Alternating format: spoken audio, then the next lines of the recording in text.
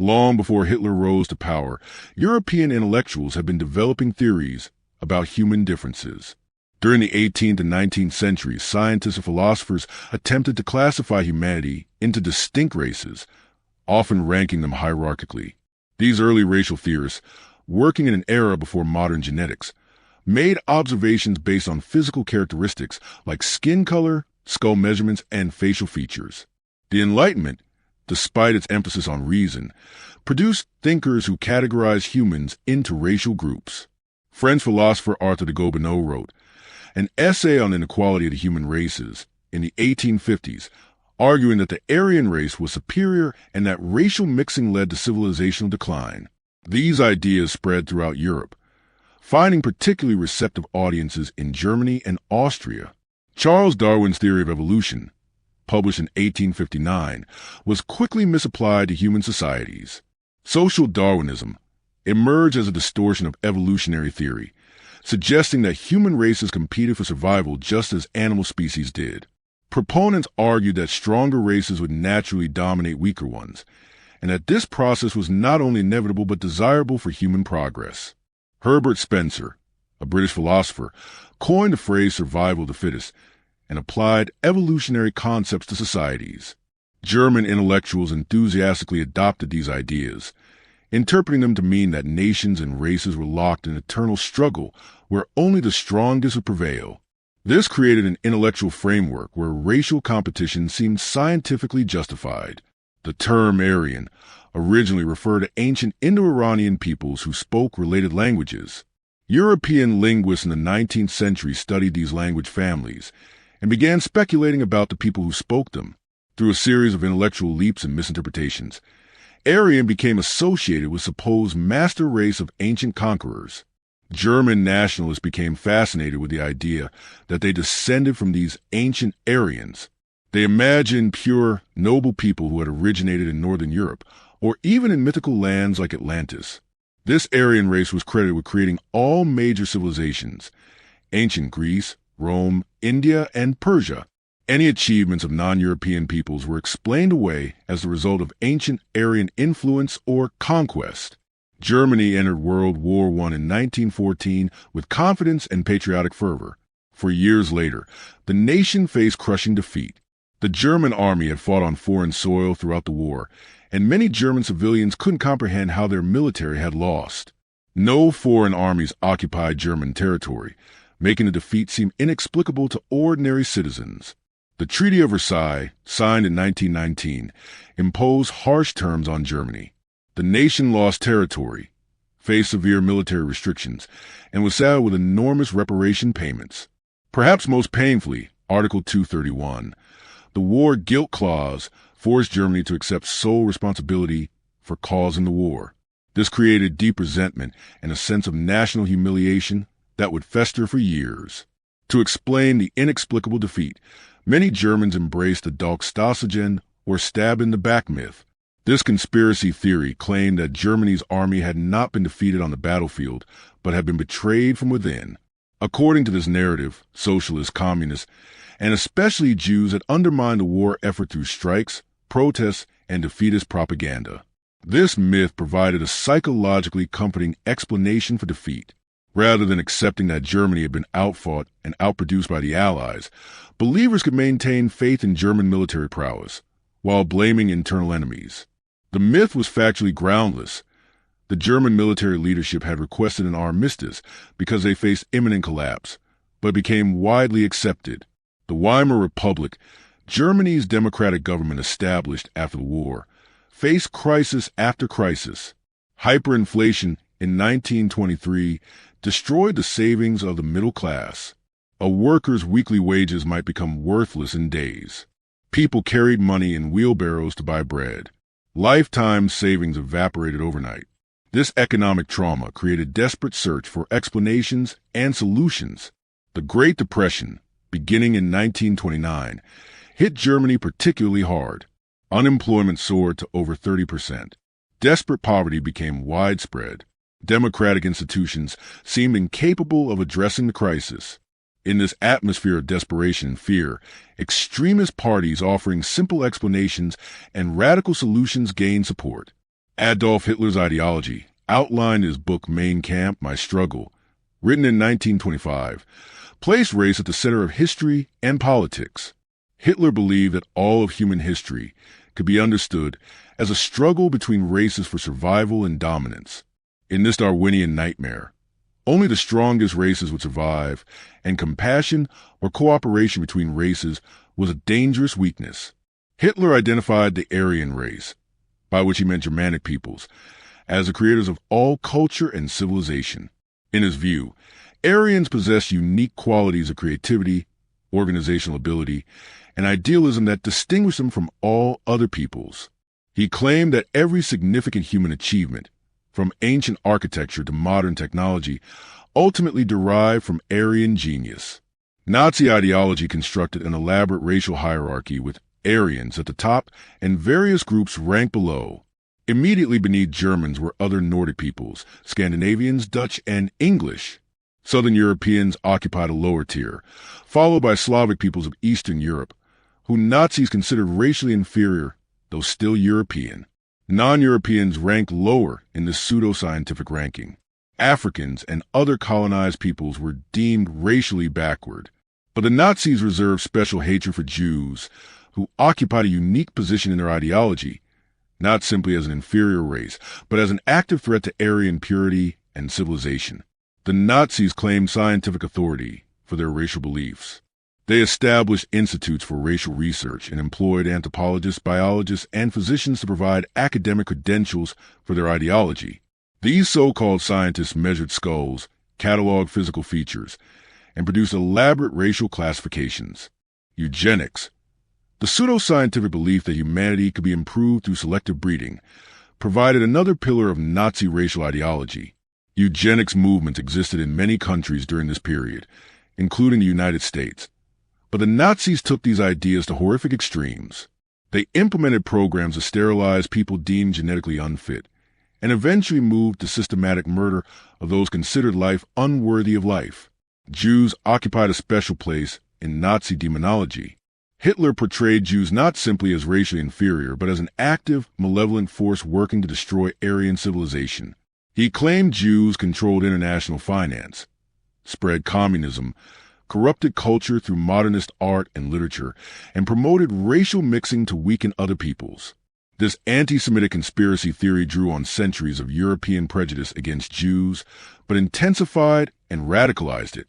Traditional Christian antisemitism had condemned Jews for religious reasons, but Nazi racial antisemitism declared Jewishness an immutable biological characteristic that could never be changed through conversion or assimilation.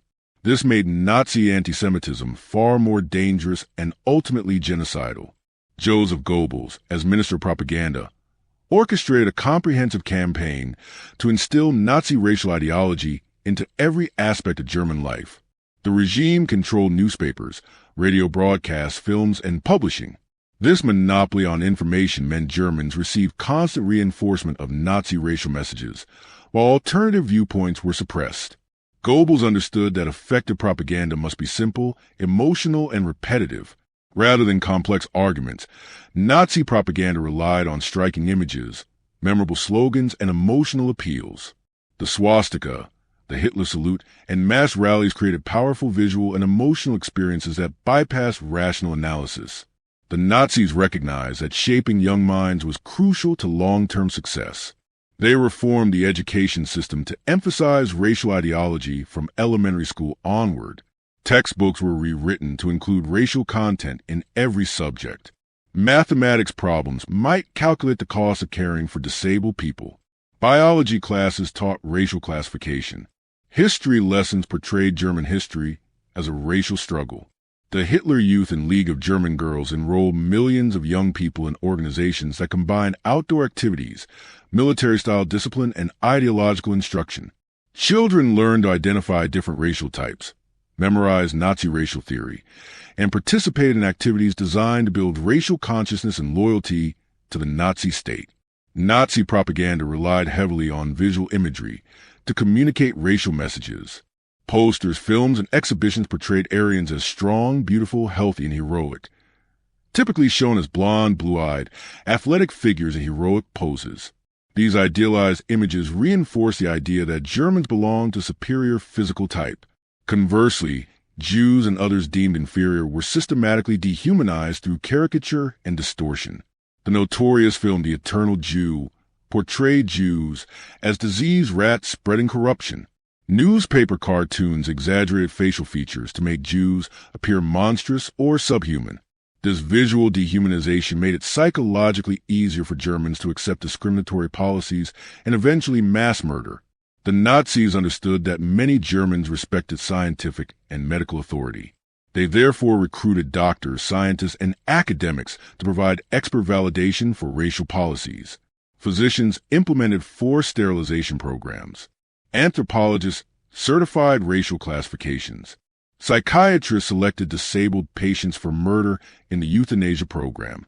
This participation by educated professionals provided a veneer of legitimacy to racial policies. When respected doctors and professors endorsed racial ideology, many ordinary Germans found it easier to accept these ideas. The corruption of medical and scientific ethics during this period represents one of the darkest chapters in the history of these professions. For many Germans, especially those struggling economically or feeling adrift in modern society, Nazi racial ideology offered powerful psychological benefits. Being told you belonged to a superior race provided a sense of identity and self-worth regardless of personal circumstances. An unemployed worker might have lost his job, but he still possessed racial superiority, something that could never be taken away. This appeal was particularly strong for those who felt displaced or threatened by modern life.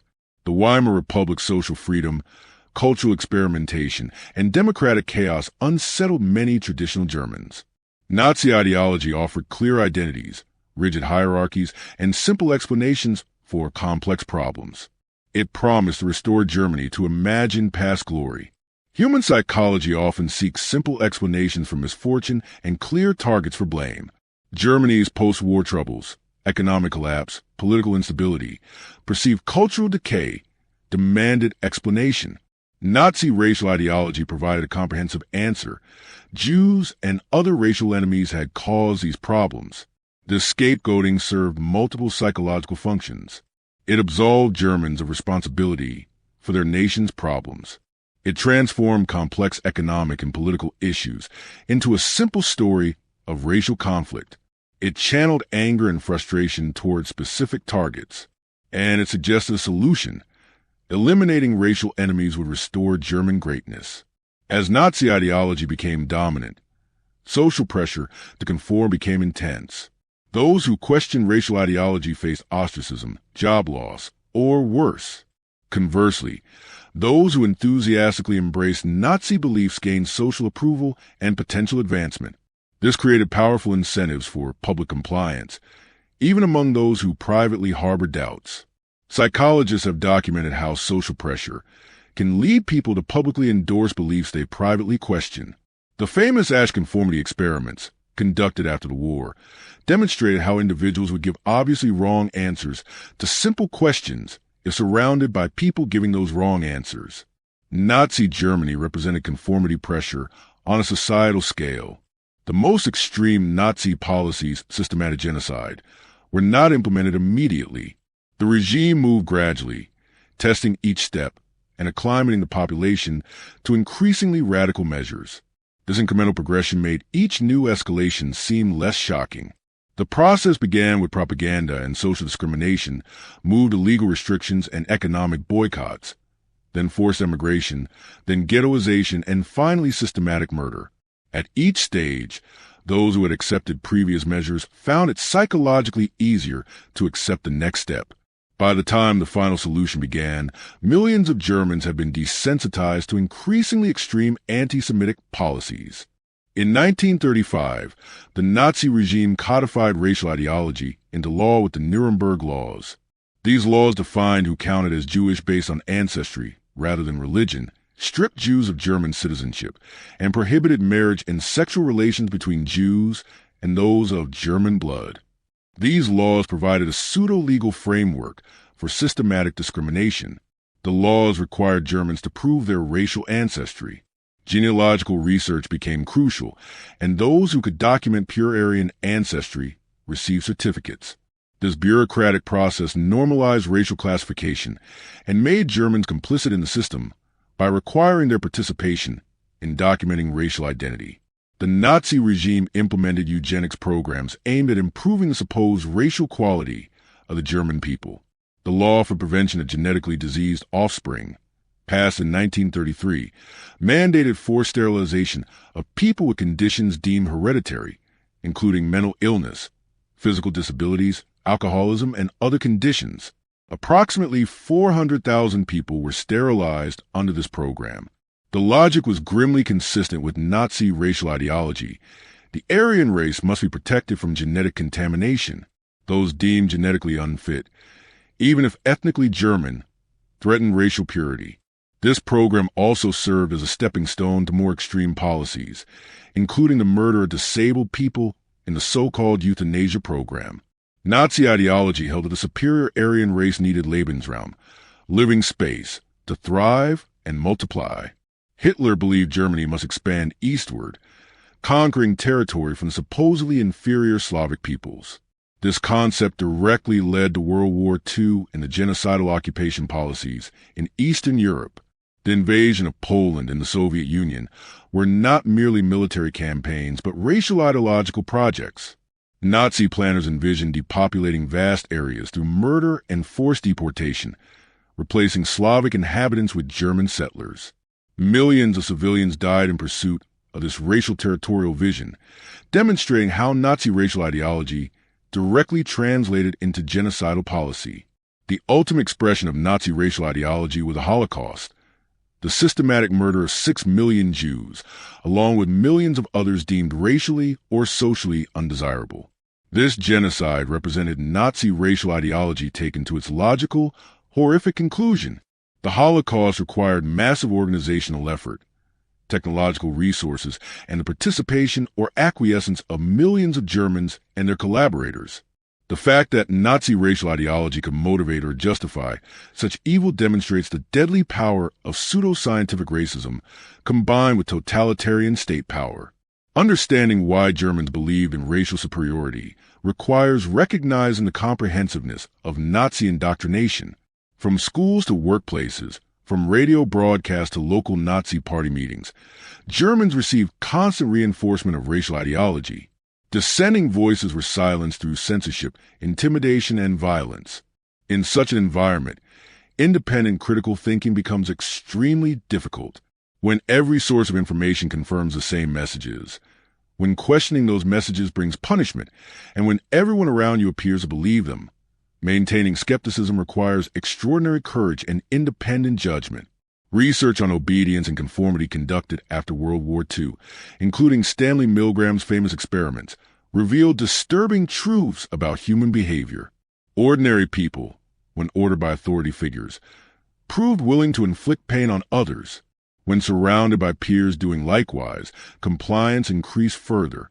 These findings don't excuse participation in Nazi crimes, but they help explain how ordinary Germans became complicit in extraordinary evil. Human moral resistance to wrongdoing is more fragile than we might wish. In the right circumstances, authoritarian pressure, gradual escalation, dehumanizing ideology, and social conformity, many people will participate in actions they would otherwise find abhorrent. It's crucial to note that not all Germans embraced Nazi racial ideology. Resistance movements, though small and often crushed, existed throughout the Nazi period. Individuals helped Jews escape, distributed anti-Nazi literature, and even attempted to assassinate Hitler. After the war, many Germans claimed they had never believed the ideology, though how many genuinely resisted versus remained passive, or only turned against Nazism after defeat remains debated. The existence of resistance demonstrates that Nazi indoctrination wasn't totally effective, and that individuals could maintain moral clarity even under intense pressure. However, resistors represented a small minority, and most paid with their lives for their courage. The Nazi belief in racial superiority emerged from a toxic combination of pseudoscience, historical grievances, political manipulation, psychological vulnerabilities, and totalitarian control. It wasn't simply imposed from above, but found resonance with existing prejudices, offered psychological comfort during the crisis, and promised restoration of national greatness. Understanding this history serves crucial purposes for contemporary society. It reveals how pseudoscience can be weaponized for political purposes, how prejudice can escalate into genocide, how ordinary people can be induced to participate in extraordinary evil, and how democratic institutions can collapse when citizens value security and belonging over liberty and truth. The Nazi experience demonstrates that believing oneself superior, whether based on race, nationality, religion, or ideology, creates permission for atrocity. When we dehumanize others, when we explain away their suffering as deserved, when we prioritize our group's interests over universal human rights, we walk paths that can lead towards similar darkness. Modern genetics has definitively disproven Nazi racial ideology. Humans share over 99.9% genetic similarity. The concept of discrete biological races has no scientific validity. Human genetic variation exists on gradual continua, not in sharp racial categories. There is no Aryan race, no master race, no racial hierarchy, just one human family with superficial physical variations. Yet racist ideologies persist, often using updated language and pseudoscience. Vigilance against such beliefs requires education about history, critical thinking about claims of group superiority, support for democratic institutions that protect minorities, and personal courage to oppose prejudice even when socially costly. The Nazis believed they were the superior race because they wanted to believe it, because they were taught to believe it, because their society punished disbelief, and because believing it served psychological, social, and political functions. This belief led to perhaps the greatest crime in human history. Preventing such tragedies requires understanding not just that the Nazis were wrong, but how and why millions came to believe such dangerous falsehoods, and maintaining our